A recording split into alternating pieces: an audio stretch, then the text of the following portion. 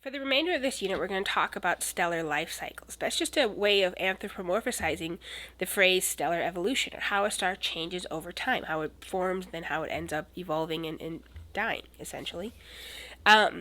We have a really handy tool to talk about that, and that is the HR diagram that hopefully you remember from earlier.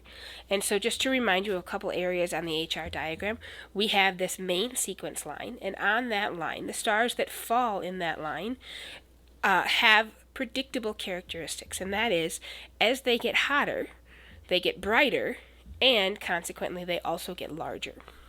The stars that fall above the line, we call giants, and the reason they're giant is because although they are very, very bright, they are comparatively much, much cooler, and so astronomers reasoned that they've got to be very, very large. And conversely, down here, these stars are very, very dim despite being very, very hot, and so we reason that they have to be very, very small. Now, the reason why I bring this up here is because a star's position on the HR diagram pretty much tells us where it is in its sequence of events in evolving. So as a star moves from the beginning of its life to the end of its life, we can figure out and plot a predictable pathway on this HR diagram. It's also important to note that human lifespans, even at their very longest, are just not even a blip in the lifespan of a star. Stars live, even the shortest lived stars, the very, very large ones, their existence is for way, way longer than any human existence. So we're not actually able to see a star evolve through the stages. What we determine is the stages, or the sequence of events, is very much like we determine the sequence of events in this picture. We know properties and we know the physics involved, and so we can infer what the sequence of events are. We can see stars in different stages of development and kind of work backwards to figure out what the sequence is. Before we can get into talking about what the stages of development of a star are, we need to talk about a couple of processes that basically determine why and how a star is going to progress through the stages. So the first one is forces in a star. So many of the forces you're probably familiar with. The first one is electrical forces. We've got positive and negative charges, and hopefully you know that opposites, positive and negative, attract, and similar charges, like two positives, repel one another. In a star, we're mostly concerned with the nucleus of an atom, the electrons, which typically orbit around the outside of the atom's nucleus. They actually kind of separate from their orbit pretty early on in a star's development because of the heat and pressure. And what we're mostly talking about is the nucleus for most of our discussion on stars. And so what's really interesting is that the nuclei of the star are being forced together in a star despite their repulsion. So that becomes very important as we understand how stars change over time. And the other major force that's important in determining a star's characteristics is, of course, gravity. Now, we've talked quite a bit about gravity here and there. Just to remind you, gravity is the inward force that pulls not just the material of a star together, but it's the force that pulls any two objects together. So there's a force of gravity between me right now and my computer. There's just not enough to move either one of us. So gravity is the force between all objects, and it's what holds the material of a star together. It's important that we remember that gravity increases with the more mass. Gravity also increases with less distance. In other words, when objects get closer, the force of gravity increases. Of the things that happen in a star, about half of at least are caused by gravitational collapse.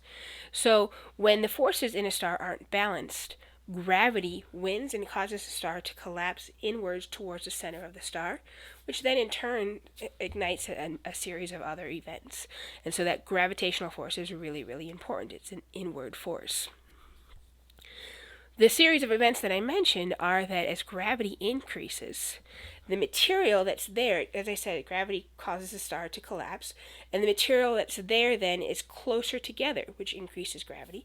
And not only does the material being closer together increase gravity, but it causes the interactions of the material in a star to interact with one another more often, so that increases both the temperature from the interactions as well as the pressure, simply because the area that they're moving around and bouncing off each other is less.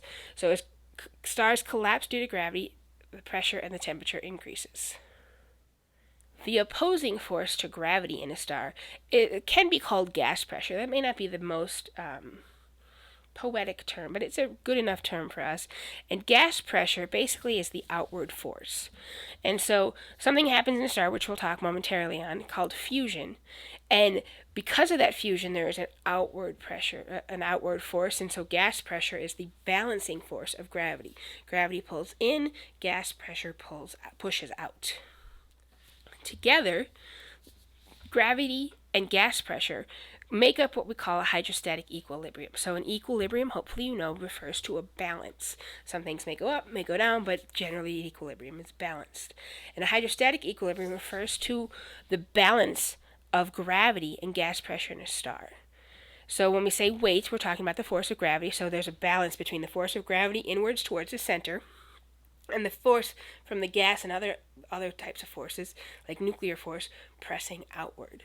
And if those two are balanced, then if the weight and the pressure are balanced, the star's size is stable, and the star thankfully has an unchanging size. That, thankfully, is where our sun is right now. The size of the sun changes very, very little because the gravity pressing in and the pressure pushing out are the same. But when those things stop being imbalanced, that's when a star can start to evolve to another stage. So if the weight, or in other words, the inward force due to gravity is greater than the pressure, then the star's size is going to collapse, which, as I mentioned, will raise the temperature and the pressure. If instead the pressure pushing outward becomes greater than the gravity, then the star will expand, and the outer areas of the star will get further and further away from the star. Typically, those outer areas tend to cool when that happens because they get farther away from the heat source. As we talk about pressure and weight, both are greatest at the center, because in a star, all of the weight from outside areas of the star are coming towards the star in the center. That's the center of gravity. And the pressure being generated by the nuclear forces and by something called fusion are mostly happening at the core, and so they're greatest in the center. You have a diagram like this in your notes. If it's a hydrostatic equilibrium, the arrows of the two, the gravity coming in and the pressure pushing out, should be equal. Let's pause here to review. The other major process we need to understand if we're going to understand how stars evolve is thermonuclear fusion. Thermonuclear fusion is the process by which smaller atomic nuclei get fused into larger ones. So it is a series of reactions, but most of the chemistry that you're familiar with is when two things react. So for example, in photosynthesis from biology, you learned about carbon dioxide and water combining to make sugar and oxygen. Those reactions are when molecules break apart into atoms, and the atoms rearrange themselves into different molecules. This is a different scenario. Instead of the atoms rearranging themselves into different molecules, the atoms are actually becoming different atoms. An example would that be a hydrogen nucleus. Hydrogen is comes in different kinds of form. There's hydrogen that has just one proton and an electron going around, and then there's deuterium that has a proton, a neutron, and an electron going around. And either way, they're the smallest atomic nuclei. And when there's a nuclear reaction of hydrogen, what happens is that the nucleus of a hydrogen atom fuses with another nucleus, and they actually make a larger helium nucleus. The hydrogen atoms cease to exist, so they're not rearranging themselves. They're actually becoming different, larger nuclei. In order for the nuclei to fuse, they have to overcome a tremendous amount of nuclear repulsion. One nucleus has a positive charge because, remember, there's protons in there. There may be also neutrons, but that altogether means a positive charge. And another nucleus has a positive charge. And generally, they repel one another. They don't want to be pushed together. And so in order for a thermonuclear fusion event to occur and smush them together, they've got to overcome that very, very large repulsion force. The larger the nucleus is, the more protons there are in the nucleus, meaning the larger the repulsion. So it's much harder to fuse heavier elements than it is to fuse smaller elements because there's more protons that they have to overcome that repulsion force. To give you an idea of how much energy is needed, 10 million degrees Celsius are required to fuse hydrogen into helium, but 100 million degrees is required to fuse helium into carbon. just to give you an idea, on Earth, we can't do that on Earth yet. We have done fission on Earth, which is breaking apart a nucleus, but humans have not been able to achieve nuclear fusion on Earth. Okay.